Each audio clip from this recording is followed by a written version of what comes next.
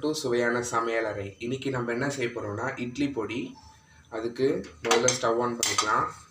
Stove சூடாகிடுச்சு. இப்போ நான் 1 cup வேர்க்கடலை எடுத்துக்கிறேன். இந்த வேர்க்கடலை நல்லா ரோஸ்ட் ஆகணும்.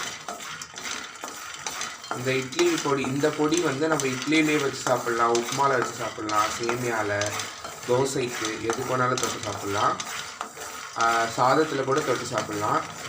சுட சுட சாதத்தில் இந்த இட்லி பொடி போட்டு லைட்டாக நெய் ஊற்றி சாப்பிட்டிங்கன்னா சூப்பராக இருக்கும். இப்போ வறுத்து வச்சுருக்கிற வேர்க்கடலையை வந்து ஒரு தட்டில் மாற்றிக்கிட்டோம். இது நல்லா சில்லுன்னு ஆகணும். அப்புறம் நம்ம பொடி போட்டுக்கலாம். வேர்க்கடலை கொப்பரை தேங்காய் இருக்குல்ல, காஞ்ச கொப்பரை, அதை வந்து மிக்ஸி ஜாரில் போட்டு ஒரு கொஞ்சம் பவுடர் மாதிரி ஆக்கிக்கணும். தேங்காய் அரைச்சிட்டோம்.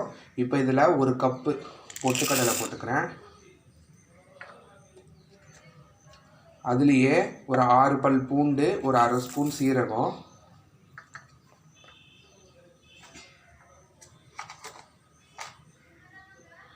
அதில் ஒரு 1 ஸ்பூன் வந்து உப்பு போட்டுக்கிறேன்.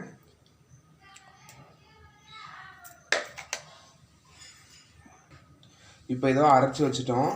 இதில் ஒரு ஸ்பூன் அளவு வந்து தனி மிளகாத்தூள், ரெட் சில்லி பவுடர் போட்டுட்டு ஒரு வாட்டி சுற்றிக்கலாம்.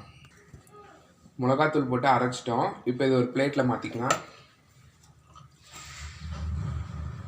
அதில் முதல்ல வறுத்து வச்சுருந்த வேர்க்கடலை இருக்குல்ல, அதை போட்டுக்கலாம். இதை போட்டு ஒரு சுற்றலாம். இப்போ வந்து வேர்க்கடலை பொடியும் அரைச்சி வச்சிட்டோம். இது எதுக்கு நான் வேர்க்கடலை தனியாக அரைச்சேன்னா, இப்போ வேர்க்கடலை வந்து நம்ம ட்ரை ரோஸ்ட் பண்ணுறதால அதில் இருக்கிற எண்ணெய்லாம் வெளியே வரும். அப்போ நீங்கள் எல்லாமே கூட சேர்த்து அரைக்கிறப்ப அது வந்து உண்டை மாரி ஆகிடும், உண்டை பிடிச்சிக்கும். அதனால் இது வேர்க்கடலை வந்து நான் தனியாக அரைச்சிருக்கேன். இப்போ இது நல்லா கலந்துக்கோங்க. பொடி ரெடி ஆகிடுச்சுங்க. இது தோசை கூட சர்வ் பண்ணிக்கலாம்.